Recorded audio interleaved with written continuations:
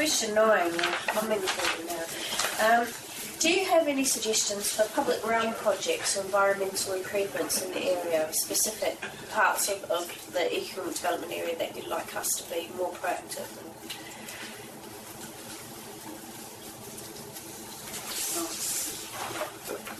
I don't know what you mean by proactive, but you're aware of all the plans for Church Street Market.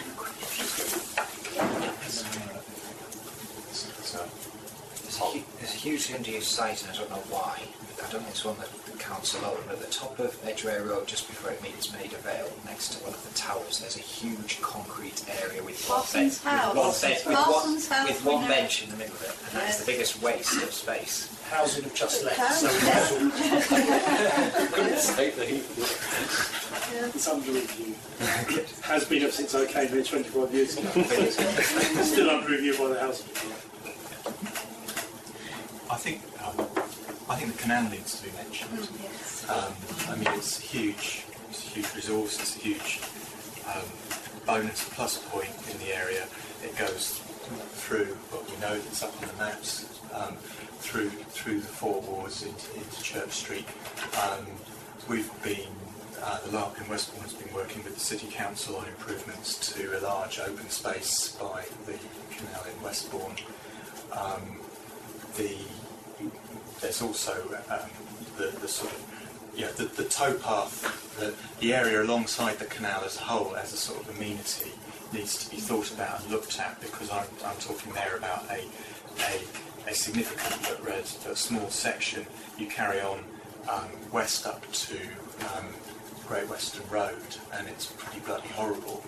And anything that could be done with that stretch of the canal, that towpath, which links some pleasant areas in sort of the east, the Westbourne Canal side and Little Venice Canal Basin, with the other pleasant area around Meanwhile Gardens. Once you get into K&C, in the middle there's that stretch, as I say, between the Harrow Road Bridge and the Great Western Road Bridge, which really could do with looking at. I don't know if you're aware, Toby, there is a project actually ongoing as part of the Great Western Studios moving to 65 Alfred Road.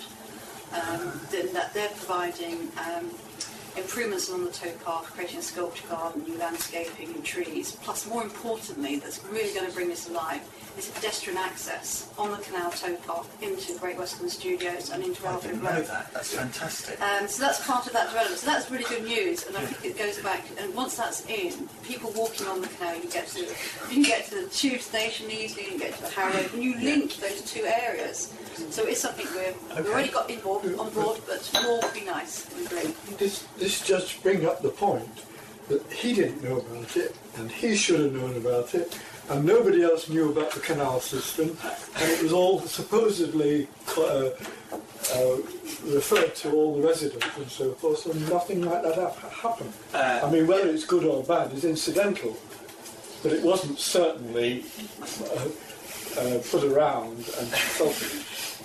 In our defence on that one, Toby's a very busy guy, but I'm pretty sure that I have actually told him about that little canal section was going to be improved at a Westbourne meeting. I'm sure that we'll have to have this out. I rest my point. Right, something quite certainly your boss knows about it. Yeah. The bit of garden along from Rembrandt Gardens where the tree has fallen down about 2 months ago, who does that belong to? It's that stone wharf, and that actually belongs to us. And we're talking to British Waterways about a project which we hope will become public later this year to actually upgrade that. Don't you think you could have removed the tree in the meantime? That is a matter I thought the British Waterways were dealing with, but I'll go back and speak to our Parks and Gardens. Because it was just after the cavalcade, I think, that it fell down. Yes, so I understand.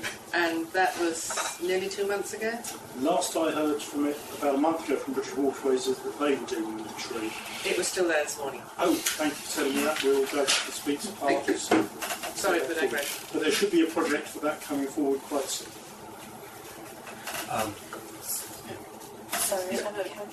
I noticed when I was going across the Halfpenny Steps that the Genesis development on the canal side there was using lighters, they're using the canal to take away spoil. And I wonder what possibilities there are for encouraging the commercial use of the canal. And I haven't done much lobbying about it. I talked to Councillor Boothroyd, because it seems to me that all the crossrail spoil ought to be being taken away by canal, and I'm told that it's not possible. But it isn't possible, sorry. We have been through it about 6 times. There is still a discussion going on as to how much might be taken out by the canal system. There are several problems that the canal system probably can't cope with all of them. The spoil, one of the biggest problems, is transferring the spoil up to where the canal is, because the railway is so much lower than the canal. And that has proved to be exorbitantly expensive and overcomplicated, which will give rise to machinery that has a huge impact on residential amenity, when it's been looked at in the past.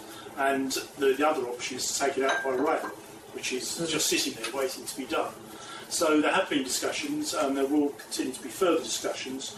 You will see the canal used further to the west for Crossrail, and in the east it's all on the rivers, because it's all going in and out to the Essex marshes. So it has been gone into, will be reviewed again, but you probably wouldn't like it if it did happen, because you're looking at huge gantries running 24 hours a day. Okay, thank you. Just in very much in the general rather than the specific, just on Crossrail, the meeting that I was at with which Daniel referred to earlier this morning, the Westbourne Green officers meeting, Martin Whittles from Transportation was made the point that as well as sort of looking at Crossrail in terms of the impacts and the delivery of the works, where there are opportunities to actually leave the public realm in a better state than it was found. There's stuff to look at there. So don't know what that means in terms of specifics. That's already being done.